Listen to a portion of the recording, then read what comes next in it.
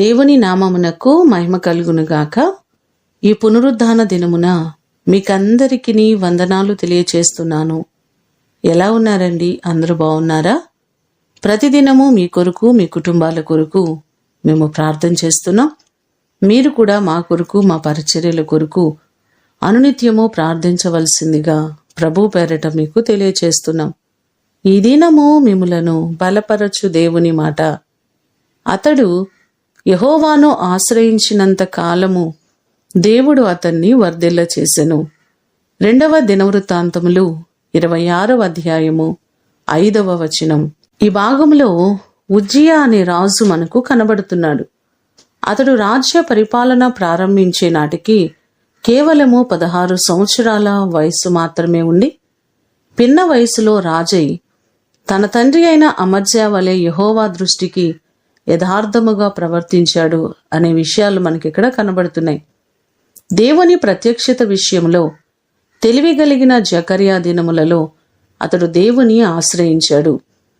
దేవుని ఆశ్రయించడాన్ని బట్టి, ఆయనను ఆధారముగా చేసుకోవడాన్ని బట్టి యుద్ధములు కలగకుండా దేవుడు అతనికి సహాయము చేశాడు.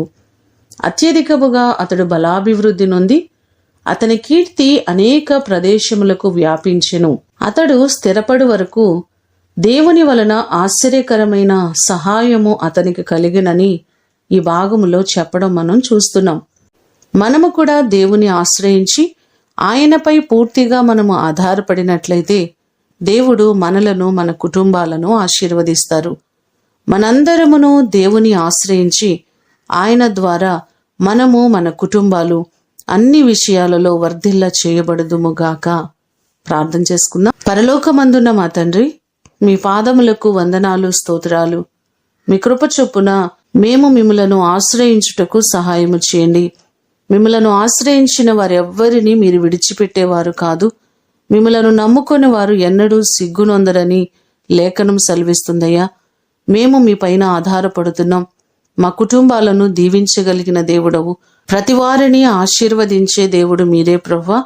ప్రతి కుటుంబాన్ని మీరు జ్ఞాపకం చేసుకుని ప్రతి వారిని మీరు వర్ధిల్ల చేయండి. దైవజనుల కొరకు ప్రార్థన చేస్తున్నాం. వారిని, వారి కుటుంబాలను, వారి పరిచర్యలను బహుగా మీరు ఆశీర్వదించండి. ప్రతి వారికి మీ కృపాక్షేమములు మీరు తోడుగా ఉంచండి. ప్రతి వారి కష్టార్జితములను దీవించండి.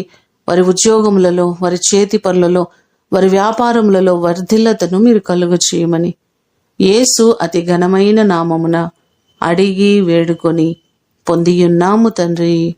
ఆమేన్. దేవుడు మిమ్ములను దీవించునుగాక.